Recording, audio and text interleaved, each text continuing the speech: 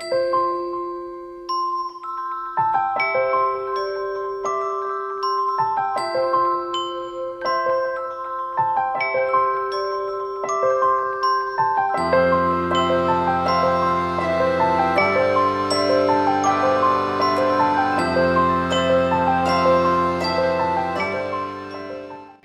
I wanted to do an actual TTC vlog. So this will be my first ever TTC vlog. I am trying for my third baby and I am on I'm starting cycle 3 today because today is cycle day 1. So I have been trying for 2 cycles. My cycles this time around are 40 days long for some reason. My normal cycles before I had Felix and after I had Felix, my oldest were 27 to 29 days long, and now after I had my second baby, they are now 40 days long. My one before this was like 44 days. So my cycles are crazy long right now. I have no clue what's going on with that. It's just been, I want to do my first vlog because today's cycle day 1. I'm bummed. I need to just give myself something to do to lift my spirits. So I wanted to just go into all of that. So anyways, I wanted to just go into my whole journey of everything. My secondary infertility journey. I want to go into that with you. My secondary and just infertility journey is a little different than most. When I say infertility, a lot of people think you've been trying and you're not getting pregnant. But I had secondary infertility due to multiple losses. I had 5 losses in between Felix and Isaac, my oldest and youngest. 1 being a blighted ovum, 4 of them being chemical pregnancies. And I'll kind of go into that a little more in a second. I took a pregnancy test on cycle days 11 DPO and 13 DPO, which is this morning, and my cervix is still high, hard, not very open. So usually when I start my period, my cervix is low, soft, very open, and it's not for some reason this time around because my body likes to be a troll. So that's kind of where I'm at right now. Other than that, I just filmed a video that kind of goes into more depth. I just realized I didn't really start the vlog right, just explaining everything. So that video should explain a little bit more about my infertility journey. This time, I may not have another infertility journey. I may get pregnant with my third in a normal time span. I may have no miscarriages. Everything may just go perfectly fine. I don't know. I'm so excited for a third. I'm hoping for a girl. Josh is hoping for a boy. I have 2 little boys, if you don't know, who are 1 and 3 years old. And I'm hoping for another about 18 months to 2 year age gap. At this point, we're looking at a 2 year, getting closer to a 2 year age gap. So anyways, hopefully I'll have my new vlog up. It's kind of a sporadic, weird vlog because my camera died, but it kind of goes into explaining. I think I explained in it that I quit my job. I'm a stay-at-home mom now, and I also nanny a little boy. So I have 3 little ones running around all day. But anyway, so if you want to follow along with me in my journey, go right ahead.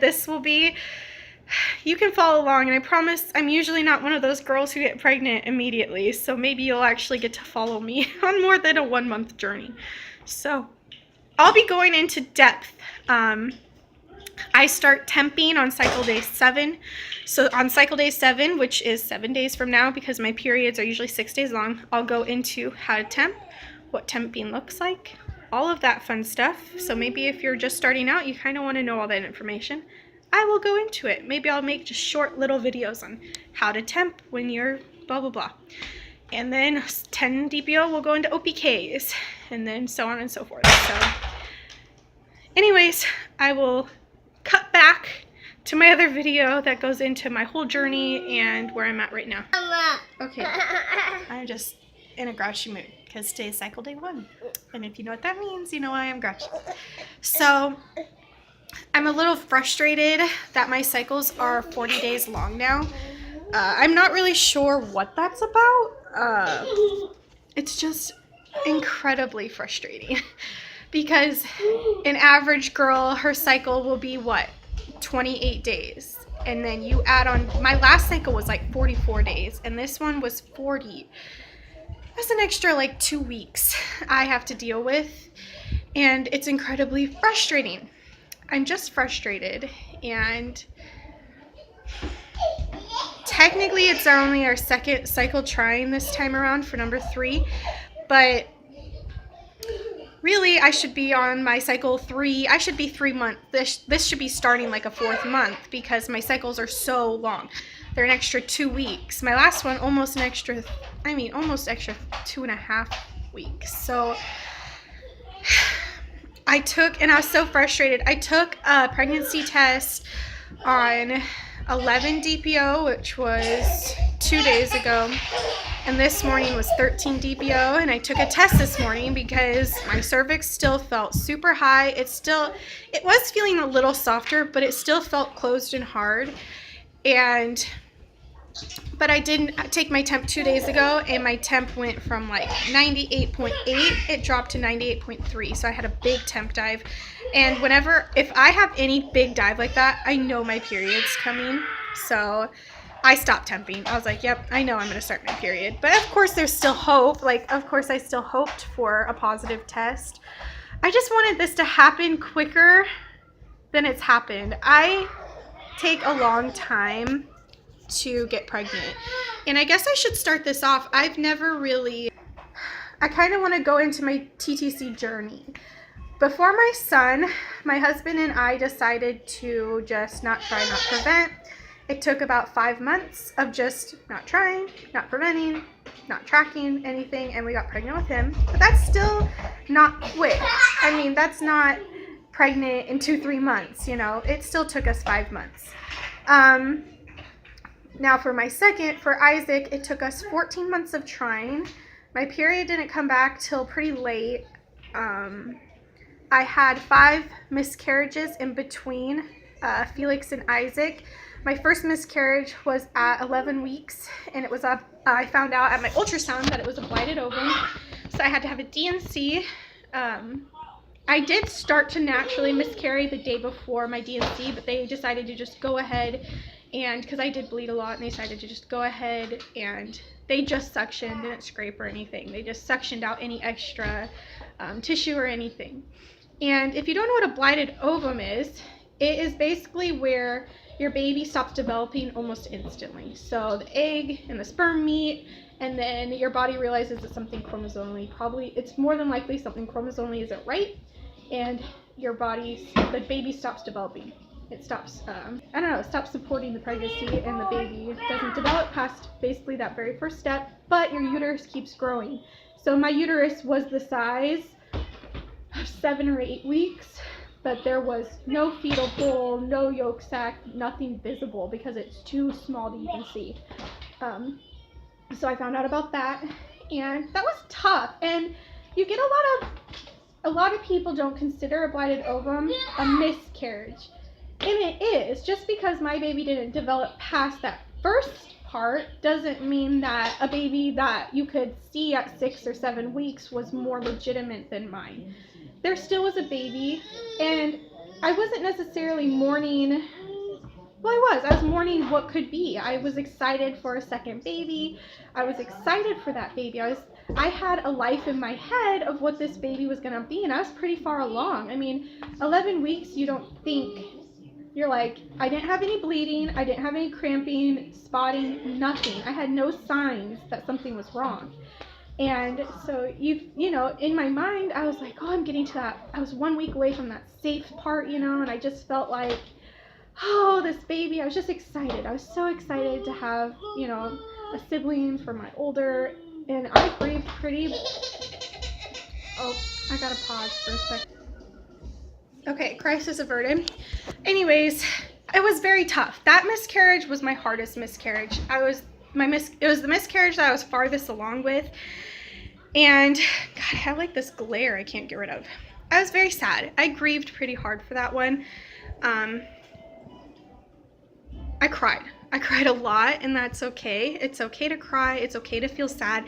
And just because you have a blighted ovum or whatever kind of miscarriage you have, an ectopic, it doesn't matter. Don't let anyone tell you that it's not a legitimate reason to feel sad and to grieve. That was your baby. And I went on to have 4 more chemical pregnancies. So what a chemical pregnancy is, it's kind of the same thing. The egg meets the sperm, but you miscarry instantly. I miscarried instantly, where I would get a positive test. I would always take a test early, like 3 or 4 days before period. I would get a really, really faint positive, and then it would turn to negative before my period even got here, and I would start my period maybe a day or 2 late, if that. Probably around 30 or 31 days, when my normal cycles are 27, 28 days. So I finally went to my OB and just wanted to start getting testing. You know, I wanted to know, first of all, why I was losing all these miscarriages. And so he basically said I had unexplained secondary infertility due to multiple losses. His theory on it all was just that we should have taken a break after that miscarriage, but of course I was in grieving. I wanted to get pregnant. I wanted a baby. And so we didn't stop trying. And he said, you know, you should have maybe taken 2 or 3 months off and kind of give your body a break. Your lining, his idea was that my lining wasn't thick enough to sustain a pregnancy. So I would get pregnant and then I would instantly lose it because the lining of my uterus couldn't sustain a pregnancy. So he suggested take 3 months off, but when I had gone in, he said, I know when I ovulate. I temp, I do my OPKs. So I had told him, hey, I ovulated this day. He said, well, if you're pregnant, you would be 3 days pregnant right now. Like, because I was 3 DPO. So not technically you're 3 days pregnant, but more than likely an egg, the sperm hasn't even implanted in there anywhere. But he was like, if you're pregnant now, you're pregnant. There's nothing we can do about it. But after this cycle, take 3 months off. I was devastated to take any time off.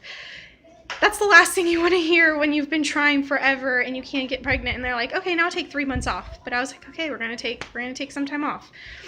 But I found my period was a day late that cycle, and I found out I was pregnant, and that was when I was pregnant with Isaac, and he stuck around for the long haul. I was 9 months old when I got my period back, so I'm just gonna see if maybe they're still evening out, because this is only cycle 3 or 4 since I got them back with him. So I'm just hoping that maybe my cycles are still trying to get back to normal.